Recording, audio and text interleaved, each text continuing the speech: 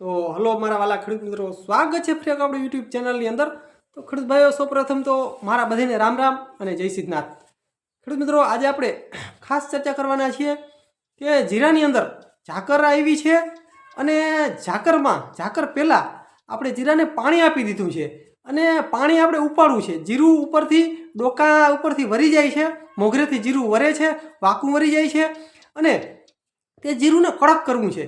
તો આ ઝાકરમાં પાણી પણ આપેલ છે, તો શું ટ્રીટમેન્ટ કરવી તેના વિશે મિત્રો ખાસ આજે માહિતી આપશું।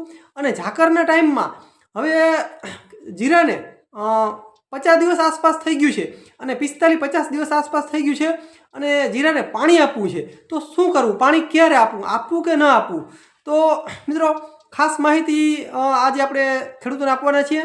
તો મિત્રો, ચેનલની અંદર જો તમે નવા હો તો ચેનલ ખાસ સબસ્ક્રાઈબ કરી નાખજો અને આપણા વાલા ખેડૂત મિત્રોને આપણો વિડીયો જો મિત્રો તમને સારો લાગે તો ખાસ શેર કરી દેજો। તો ખેડૂત ભાઈઓ, જીરાની અંદર ઘણા ખેડૂતોને છેલ્લા પાણી ચાલુ હતા આ જે સમયમાં, અત્યારે જીરાનું આમ જોઈ તો બધા ખેડૂતોને 50 દિવસ આસપાસ ઘણા ખેડૂતોને જીરા થઈ ગયા છે અને ખેડૂતોએ છેલ્લા પાણી જીરાને આપી દીધા છે અને ઉપરથી મિત્રો ઝાકળ વર્ષા ચાલુ થઈ છે।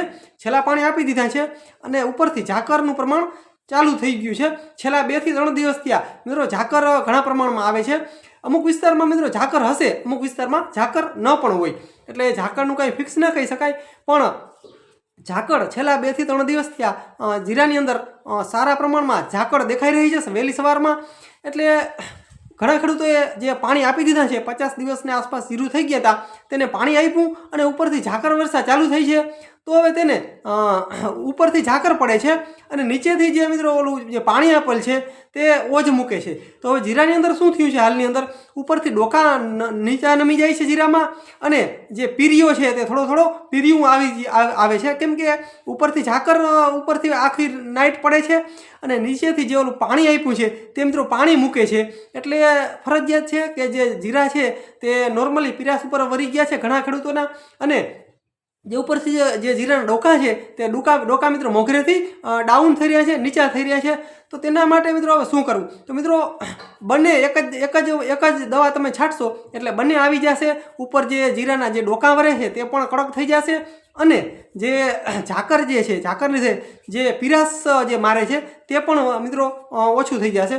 તો હવે મિત્રો તેના માટે ખેડૂતોએ શું કરવું પડશે કે જે સલ્ફર આવે છે, સલ્ફર 80% અથવા 90%, તે મિત્રો ઉમાં તો તમે પાયું જશે કદાચ પાણી ભેગું, પણ ઉપરથી પંપમાં તમે જે સલ્ફર આવે છે, જે પાવડર સલ્ફર, તે પણ ઉપરથી તમે છંટકાવ કરી શકો છો।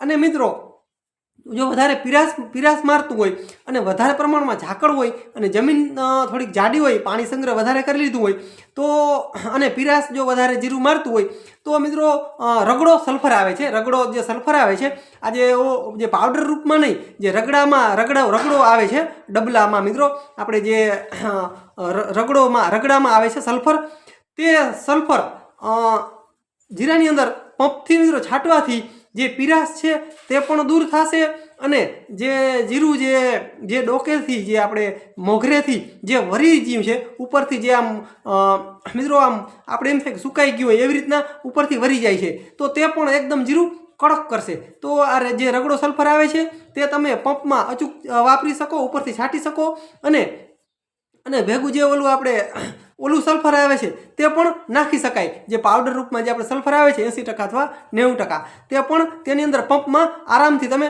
છાંટી શકો છો।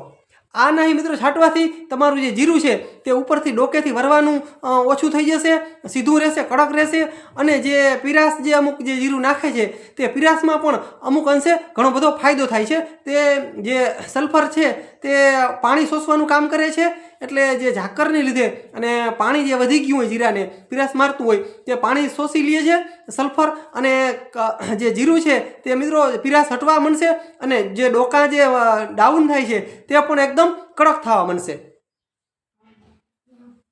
હવે ખેડૂત મિત્રો, આપણે બીજું એક વસ્તુ કે ખેડૂતોને 45-50 દિવસ આસપાસના જીરું થઈ ગયા છે અને જીરુંની અંદર ઝાકર પણ આવે છે અને પાણી પણ આપવું છે, તો શું કરવું, તો ખેડૂત ભાઈઓને મારી ખાસ ભલામણ છે કે ઝાકરની અંદર બને ત્યાં સુધી જીરાને પાણી આપવું નહીં. કેમ કે તમે જેવું પાણી આપશો જીરાને ઝાકરને લીધે એટલે એક તો પીરીઓ પહેલાં આવશે, જીરું પીરાશ ઉપર આખું આવી જશે અને જે લીલો સુકારો છે તે વધારે પ્રમાણમાં આવી શકે છે.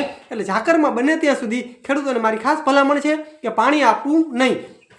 અને મિત્રો, જો તમારે જીરાને 45 દિવસ આસપાસ થયો હોય અને ટાઈમ થઈ ગયો છે અને પાણી આપવું છે તો મારી ખાસ ભલામણ છે કે તમારે જો પાણી રડતું હોય તો 50 દિવસે પાણી આપજો, 50 દિવસ પછી પાણી આપજો. કેમ કે ઝાકરની અંદર બિલકુલ પાણી આપતા નહીં. અને જો મિત્રો કન્ટિન્યુ આવી રીતના ઝાકર ચાલુ રહીએ તો 50 દિવસ ઉપરનું જીરું થઈ જાય ત્યારબાદ મિત્રો પાણી બને તો ન આપવું. અને જો લીલો સુકારો જો ક્યાંક જોવા મળતું હોય અથવા તો વધારે હોય તો બિલકુલ પાણી ના આપતા. કેમ કે જો તમે લીલો સુકારો હશે અને ઉપરથી ઝાકરનું પ્રમાણ હશે અને ઉપરથી પાણી દેશો એટલે લીલો સુકારો છે તે ફૂલ વધારે પ્રમાણમાં બેસશે અને મિત્રો જીરુંને પછી ટકાવી રાખવું, દવાઓ છાંટવાથી ટકાવી રાખવું બહુ મુશ્કેલ છે. એટલે લીલા સુકારાનો પછી આગળના સમયમાં આવ્યા પછી બહુ એનો ઉપાય પણ નથી. એટલે મેન ઉપાય એક જ છે કે તેને પાણી આપવું નહીં. ભલે ખેડૂત ભાઈઓને મારી એક ખાસ ભલામણ છે કે 2 મણ ઓછું થશે જીરું તો પણ હાલશે, પણ મિત્રો જો પાણી આપશો ને, એક તો ઉપરથી ઝાકર આવે છે અને જો લીલો સુકારો હોય તો પાણી આપવું નહીં. જો મિત્રો પાણી આપશો ને તો વધારે પ્રમાણમાં સુકારો બેસે અને વધારે જીરું કરવાથી આપણે એમ થાય કે વધારે જીરું થશે, પણ મિત્રો વાંધો નહીં, ઓછું જીરું થશે તો ચાલશે. પણ જો તમે ઝાકરની અંદર હવે પાણી આપશો જીરાને તો જે જીરા છે તે લીલો સુકારો આવી અને પીળો સુકારો પણ આવશે અને જીરું બેસી જશે. તો ખાસ મારી ખેડૂતોને ભલામણ છે કે અત્યારે પાણી આપવું નહીં. કેમ કે અત્યારે ઝાકરનું પ્રમાણ સારા પ્રમાણમાં ઝાકર અત્યારે વહેલી સવારમાં જોરદાર મિત્રો ઝાકર આવે છે તો ઝાકરની અંદર પાણી આપશો તો જીરુંનો જોખમ વધી જશે. એટલે ખાસ મારી ભલામણ છે કે જીરાને પાણી અત્યારે આપવું નહીં. જો મિત્રો સારું હવામાન નીકળી જાય, ઉગમણો પવન નીકળી જાય એકદમ અને ઠંડો પવન નીકળી જાય અને ઝાકરનું પ્રમાણ ઓછું થાય તો તમે ઉપરથી પાણી થોડું ઘણું આપી શકો. અને મિત્રો જમીનમાં મિત્રો પાણી રડતું હોવું જોઈએ. જો ખેડૂતભાઈ બહુ પાણી આપશો તો અને વધારે જો જમીન પાણી લઈ લેશે તો સ્વાભાવિક છે કે જીરું બેહવાનો 100% ચાન્સ છે. એટલે મારી ખેડૂતોને ખાસ ભલામણ છે કે ઝાકરની અંદર પાણી બિલકુલ વારતા નહીં. તો મિત્રો બસ જય સિદ્ધનાથ મહાદેવ. મિત્રો મળીએ આગલા વિડીયોમાં, ત્યાં સુધી રજા આપશો.